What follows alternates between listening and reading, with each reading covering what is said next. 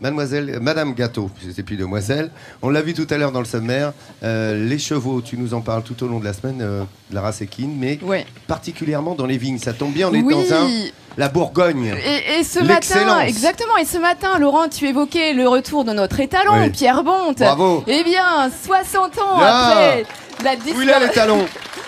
60 ans après leur disparition des travaux de labour, ce sont les chevaux de trait qui sont de retour dans les vignes. Alors, ça ne se fait pas encore à grande échelle, c'est progressif, mais eh bien Michel Auvigne, qui est viticulteur dans le village de Solutré-Pouilly, a lui décidé de faire revenir ses chevaux dans les vignes. Alors il fait appel à un cocher, Éric André, qui travaille avec des chevaux comtois, des traits comtois, pour labourer les vignes, 5 hectares de vignes, et on va voir que c'est pas de tout repos.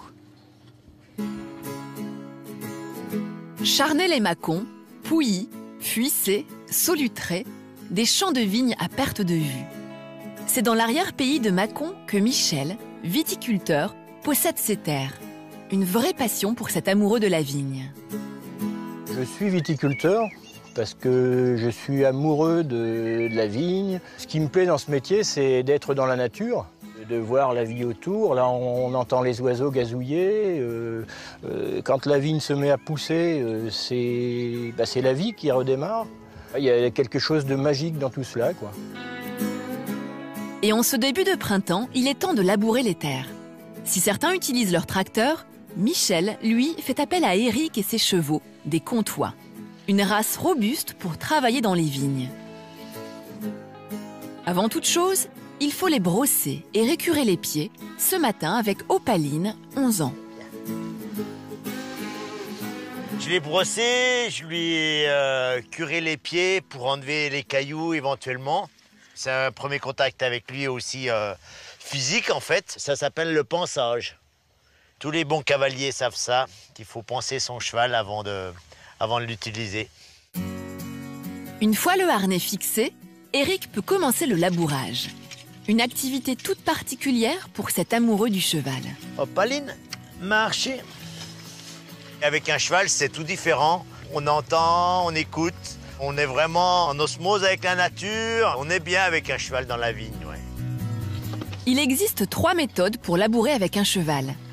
Le décavaillonnage pour retourner la terre, le butage pour désherber, et enfin le griffage pour éradiquer les mauvaises herbes. Le cheval de trait peut labourer jusqu'à 1 hectare par jour. Certes, c'est 30% de moins qu'un tracteur, mais pour Éric, le plaisir que cela procure est inégalable. Oh là, c'est bien ma grande. Il n'y a pas beaucoup de métiers où on peut être en complicité avec un animal et le cheval, c'est vraiment un animal qui est fantastique, déjà parce qu'il est très fort, mais aussi par rapport à son caractère. Et je trouve que c'est fantastique de travailler avec des outils comme ça. Autre particularité des comtois d'Éric, ils ne sont pas ferrés. Ils bénéficient ainsi d'une meilleure circulation sanguine et peuvent espérer vivre plus longtemps. Le sabot fonctionne mieux quand il n'est pas ferré. Il peut s'écarter ou se resserrer pour pulser le sang dans son cœur. Une fois cette vigne terminée, Éric doit se rendre au pied de la roche de Solutré pour labourer une nouvelle parcelle, cette fois-ci avec Ulysse, 5 ans. Au fur et à mesure de l'après-midi, les badauds s'arrêtent, observent le labour de la terre et sont tous fascinés par ce travail. Ulysse! Moi, je trouve ça vraiment magnifique. Enfin, puis c'est vrai que le cheval est un bel animal. De travailler la terre comme ça avec un cheval ou mécaniquement, c'est quand même quelque chose de bien. On a 9 races de chevaux de trait en France. C'est important de les utiliser pour pouvoir les conserver. C'est un plaisir de voir travailler un cheval, quoi. Et au-delà du plaisir, bêcher avec un cheval est bénéfique pour la terre, puisque cela permet de ne pas la tasser et de garder un sol vivant. La qualité première pour Michel d'un bon terrain et d'une belle vigne. C'est un énorme plaisir de voir ça. Ça fait pas de bruit, ça travaille le sol en douceur. On a l'impression que c'est la vie qui arrive, quoi. Ça va être magique, ça va se mettre à pousser tout seul derrière. Je sais pas, c'est la vie, quoi. Après l'effort, le réconfort. Le cheval est récompensé par Éric avec un seau d'avoine, d'orge et de granulés. Ils ont fourni un énorme effort, donc ils ont besoin d'énergie pour se refaire une santé et puis pour travailler le lendemain. Donc tous les soirs, c'est complément, c'est avoine, orge et granulé. Depuis toujours, Eric a une vraie passion pour les chevaux. Il partage avec eux des moments uniques, une véritable histoire d'amour. Mon cheval, c'est un ami, c'est un confident, c'est un compagnon de travail. C'est ce que j'ai de plus précieux, ouais, c'est ce qui donne un peu un sens à une vie, ouais, aussi, ouais. Le cheval n'aura jamais été aussi proche et utile à l'homme. Lui permettre de travailler la terre, cette matière première chère à ses viticulteurs, ici, au pied de la roche de Solutré, dans ce panorama digne des plus beaux coins de France.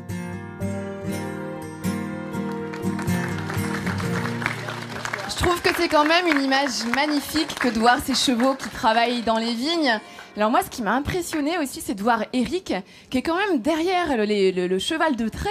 Je me dis que ça doit être super physique quand même pour lui.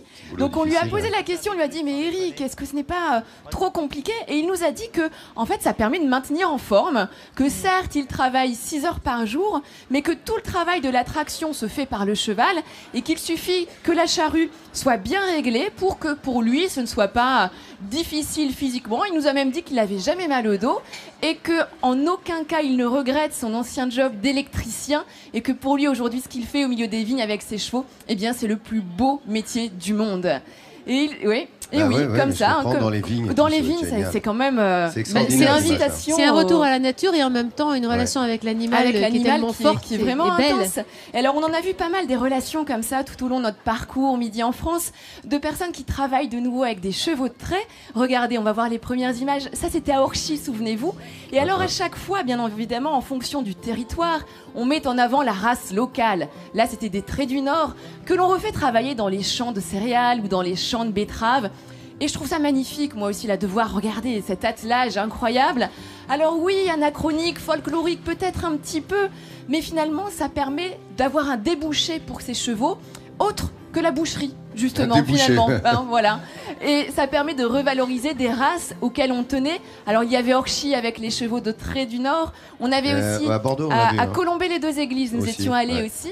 Donc là, c'était des traits ardennais. Alors là, différent. On travaille avec eux, mais on travaille l'attelage. On travaille également, on peut également travailler dans des spectacles avec les chevaux de trait. Donc, ils peuvent avoir toute utilité. Et puis, les derniers chevaux que nous avions vus également, eh bien, c'était à Trouville. Là, c'est le percheron qui est au travail.